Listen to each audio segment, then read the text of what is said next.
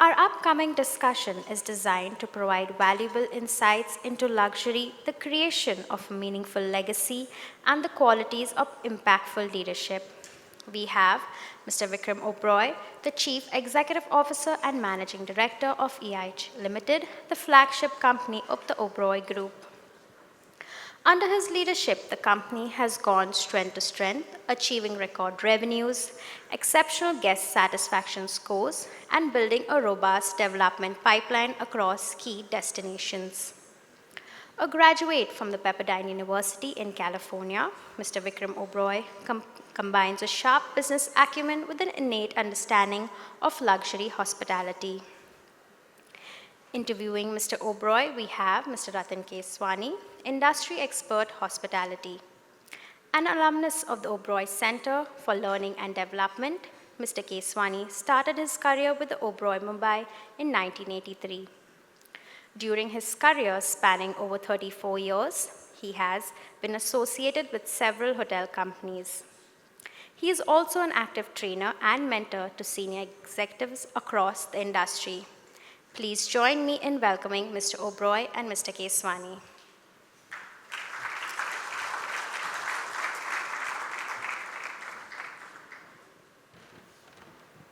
Hello and good morning, everybody.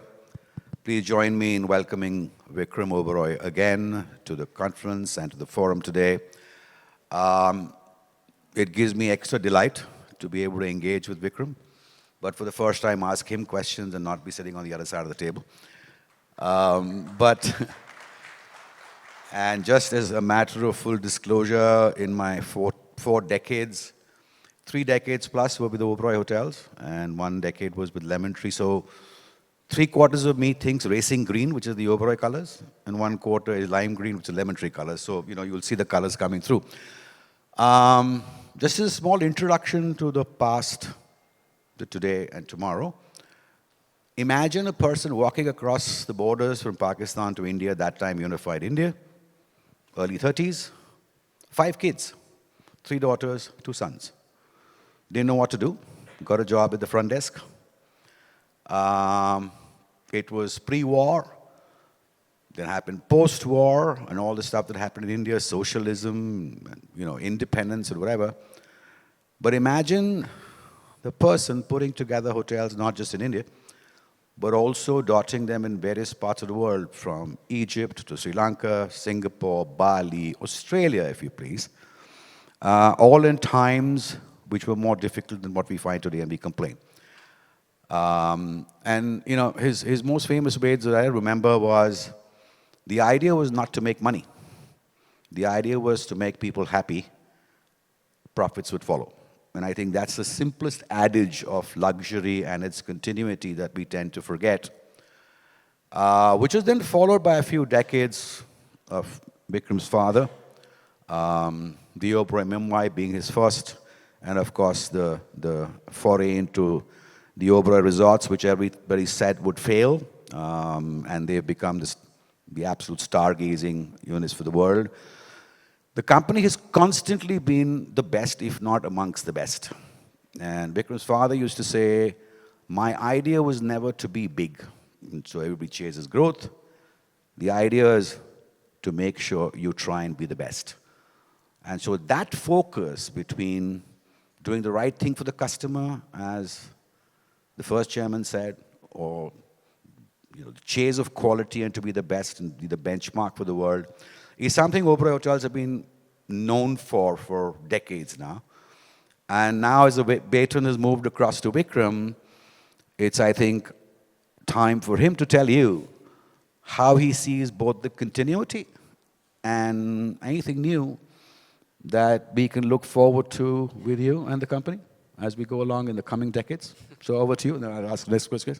Okay. Well, first of all, a very good, is it afternoon? Good morning to everyone. And thanks, Rattan, for doing this. I have to give you one clarification. Rattan said he used to listen to me. It was quite the other way around. So I just thought I'd put that on record right away.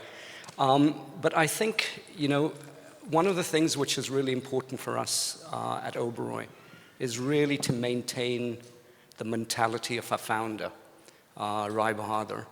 And those values and that culture is, I think, an important element to whatever we've been able to achieve during his time, during Mr. Oberoi's time, and hopefully going forward as well. I'd say one of the key elements of that is an absolute passion for our guests, to do the right thing for our guests. And Rattan, you touched upon that. You said, you know, if you do the right thing for your guests, profits will come. And that's really a philosophy we follow, not only with our guests, but also with our colleagues, how we treat our colleagues, with respect, with kindness, with the belief that all of us come to work every day and do the best we can. And rather than pointing fingers to somebody when things go wrong, leadership should be asking the question, what could I have done differently to have supported that person? The other thing I wanted to touch upon with this is, if we just take Oberoi Hotels. Oberoi Hotels last year, our financial year ends 31st March, closed with a RevPAR index on STR of 135%, well above our competitors in the market. Every single Oberoi hotel is STR1 barring 2. And with those 2, at least it gives me sleepless nights to think that we're number 2. We have to be number 1.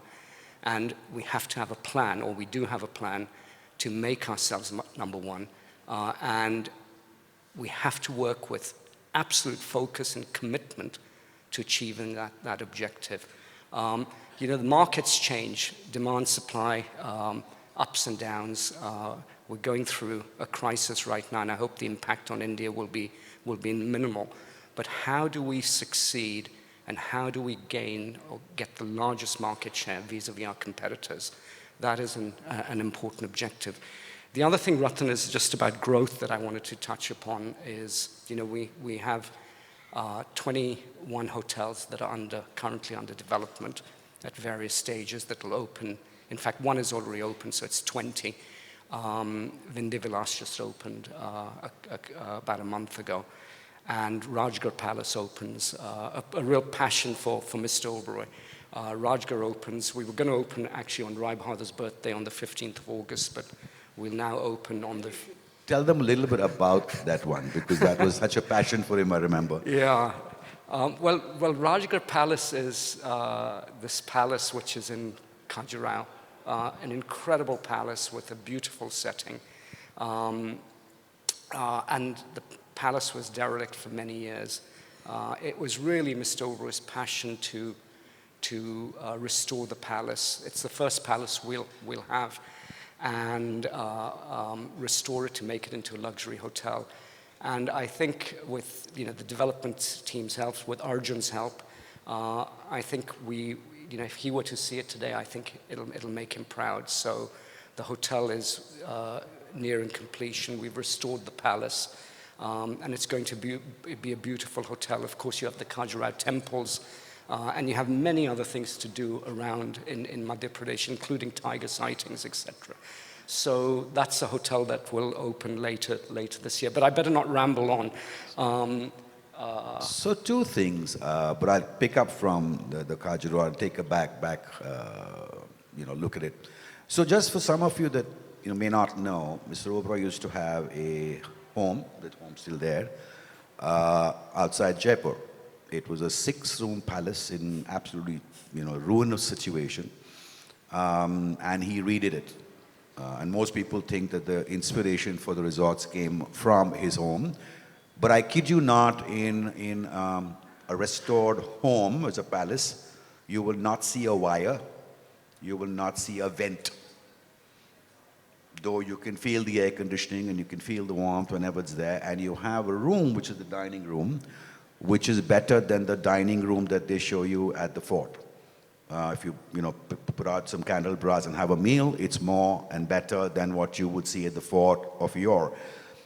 So the reason to say this is there is a past of bringing up quality, bringing it newly. What's new in either the architecture, aesthetic, or look feel? Is it in any way changing, even if you're building new? And how, second part of the question would be, as you were saying, how did you manage to sustain, retain people during the worrisome 2 years? Because your attrition was very, very low. And people were looking for change because there wasn't much growth happening at that time too. So two parts of it, what kept it together and what can we all look forward to seeing, maybe some parts of it continuity and some part of it new, in both parts. Right. Gosh, Rattan, I'm struggling with that question. So let me have a go. I'll pick the second one first because you may need to repeat That's the right. first one. You know, well, first, and you're referring to COVID, I assume, right? So, well, COVID was, you know, a terrible time for the world. It was a terrible time for our industry. And many people, sadly, who had jobs were made redundant at that time, especially in our industry. And I wish people hadn't done that because our industry is a great industry. And we should be there to support people in times of trouble. You don't turn your back on people when things are tough. In fact, you embrace them when things are tough. And that's what we did. We did take some salary reductions, but we didn't lay people off. I think the opportunities there were limited because people couldn't go and get another job easily. There weren't jobs to be found. So having low attrition during COVID was fairly natural because where do people go if they're looking for another job? I think even after COVID finished, our attrition has been low, and many of our colleagues come to me and say, you know, we really appreciate that people were not, we continued with our jobs. And I'll tell you an interesting story. We asked for, at various levels of the company, we said, you know, if you can take salary cuts starting with me and my brother Arjun and others. And it varied, it went to a varying scale with really across the vast majority of people it was 10%. And we said this is voluntary, you don't have to, if you don't want to do it, we will not enforce any salary cut. Every single person, Rattan, signed up to it. There wasn't one person who said he wouldn't or she wouldn't take that salary cut. And I think that has paid dividends in certainly amongst executives within the company. And I think executives, to retain our executives and keep attrition levels low is really critical because they're the ones who carry the culture, who carry the values, who mentor people within a hotel who then can go and give exceptional levels of service. So really retaining them is paramount. I'll just talk quickly about our non-executive colleagues. And one thing we promise people when they join an Oberoi Trident hotel is we promise them learning, development and growth. And I think that's something that has really helped us. I mean, I'm sure there are many people in this room in various levels who've been with Oberoi in the past, and I hope your experience has been a positive one when it came to your learning and your growth. And if people, you know, if we lose people at that level because they're going for a better career opportunity, we celebrate that. Because we want people to do well in their lives. And if we can't give them opportunity for growth within and they have to seek growth elsewhere, so be it. We will continue to invest in people's growth. But I think the thing that's changing with the 21 hotels, and we have another, hopefully we'll be sharing more news on further developments on the number of hotels we'll open. We've set a target of 50 new hotels by 2030, and we'll do everything we possibly can to meet that target. But growth is important for really 3 reasons.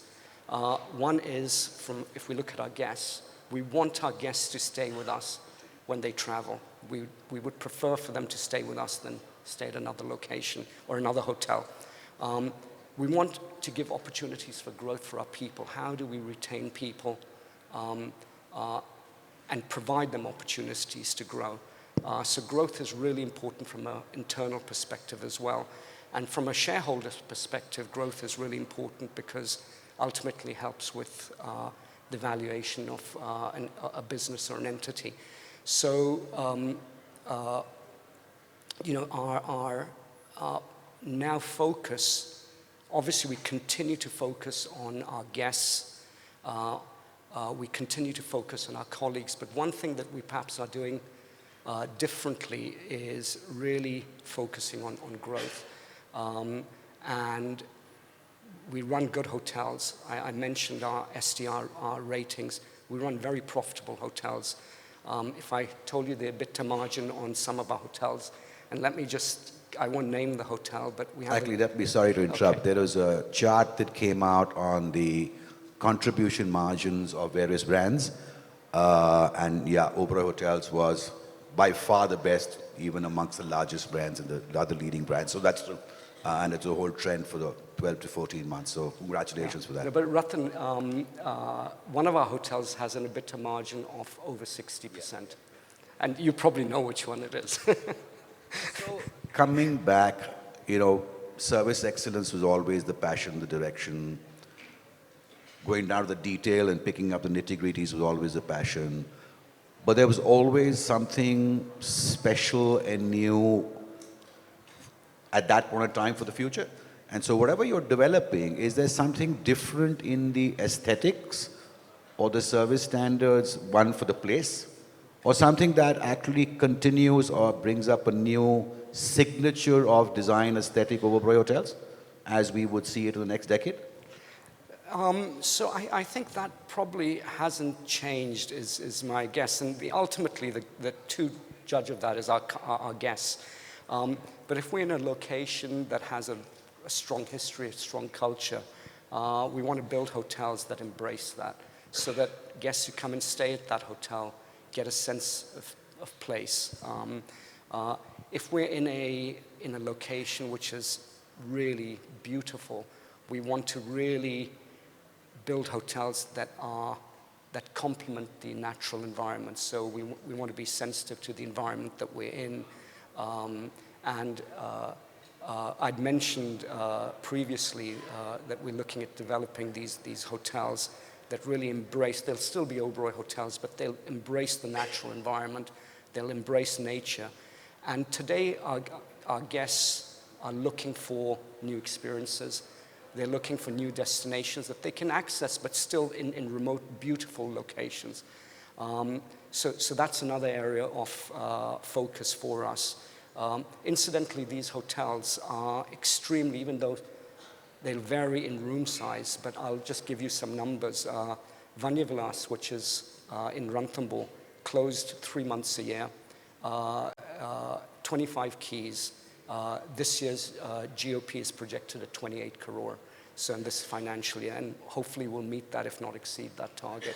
So extremely profitable hotels, even though they're small inventory, but high room rates. But yeah, Rattan, just to conclude, answer your question, I think it really, and Mr. Oberoi's focus was, if you're in Jaipur or Udaipur, reflect the location, because Jaipur and Udaipur have such a rich culture and such a rich history of architecture and design. But if you're in a place of natural beauty, we need to embrace that too. We used to have a colleague called Patrick Willis. He used to head food and beverage for many years, and he used to always tell me, Rattan, don't let the guest go out, bring the outside in. And from there, a lot of things started to happen. Let's shift focus. It's luxury yesterday, today, tomorrow. A lot of conversations around the topic of AI and what it's going to do to everybody. But I hear many flighty headline things from everybody. Nobody's been able to give me any specifics of what they want to do with it. Anything specific? A couple of things that Oberoi Hotels are looking at using AI, or still is it wait and watch and see what happens in the future, coming years? No, so we're already using AI, and in one area, it was rolled out in one hotel, and it's been very positively received. But it's really to communicate with our guests on anything they want, on guest requests, etc. So that's already, it's going to be, initially we're saying just Oberoi Hotels. We're going to roll that out to the larger Trident hotels as well. We're using AI for in finance and back of house. And a big project which is currently just being initiated is how do we use AI for our central reservations function, which is the Oberoi contact center. So these are the areas. But if I look ahead, really today there's so much data available, and it's physically impossible to really come to draw conclusions from that data. So whether it's guest insight, guest preferences, of course we depend on our colleagues to identify things that they know about a guest that goes into their guest history, so that we can provide more personalized service.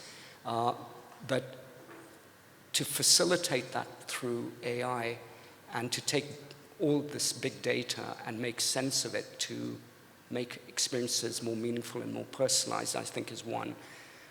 The other area is in the area of analytics, right? And also complex problem solving. So, you know, today data lakes, you can take all your data, put it into a data lake, and it'll then segregate the information, and it'll allow you to then look at that information, but also ask questions and get insight. So I think the opportunities, Rattan, are tremendous as far as AI goes. Really to improve efficiency. Secondly, to provide more personalized service. And thirdly, to make better decisions and more informed decisions. And I think anywhere the applications are in every single aspect of what we do. I think that's the opportunity that lies ahead. And we're only limited by our imagination and how to use AI for driving our business forward. So ladies and gentlemen, unfortunately the flag's up, I'm getting warning signals across. But just one opportunity for any two questions that anybody would like to ask Vikram. Just two quick ones, because otherwise we'll eat up into somebody's time. A raised hand here on the right hand side. Any other one in the room? Then we'll only take one. Please, could we have a mic?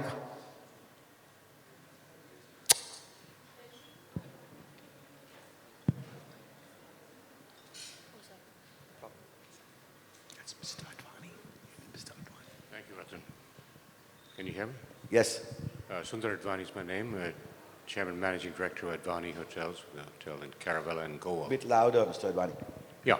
My question is to Vikram, saying that one of the things on the headline is legacy is the topic. Now, I had the good fortune of knowing Rai Bahadur and your father, and worked with your father especially. I was wondering what lessons did you think you got from your father that helped you most in your role as being the CEO now of your company, the new role that you must, few things that you think because I'm 87 now, so I must learn what you learned from him. Thank you. Well, thank you, sir, for asking that question. I know you knew my grandfather and my father. So I'll try and answer your question to the best of my ability. I think one of the things that, and let me cover both people. What I saw in my grandfather was tremendous level of kindness, humility, always a deep desire to support people and to carry people with him as he drove the organization forward. And that's something that I, from a very young age, appreciated in him. And I don't think I can ever probably come up to his standards, but I'll certainly try my best to do that. I think with Mr. Oberoi, it was just his focus and desire to do or to create the finest and the best hotels, and his attention to detail. And there's so many stories that I can tell you on how he would observe things in a hotel and what he would point out that many of us would miss. The other thing that Mr. Oberoi did really well was ask many questions. And I always tell our younger colleagues, I say, please ask questions. There's no question which is not a good question. There's no stupid question. Because through questions, we get deep insight, we get deeper understanding, and perhaps also a different perspective, another outlook on things. So, and Mr. Oberoi used to always say that, you know, I learned so much from people that I worked with about engineering, about design, because I would observe and I would ask many questions. And I remember when I was general manager at Rajvilas, he would call me up and say, ask you all kinds of questions. What was electricity consumption last night? What are the arrivals for tomorrow? What is your projected occupancy? On P&L. And when he would ask general managers this question, many times you don't have all this information. So then I used to tell people, I said, just take a little card, keep key information, and he'd call you all the time. I mean, you would get a call from him in the morning, in the evening. He would literally pick up the phone and have a 20-minute conversation with you. And I'd say keep a little cheat sheet in your pocket because he is going to ask you these questions. And I hope some of our general managers did that. So let me add to this. I used to be responsible for 14 hotels.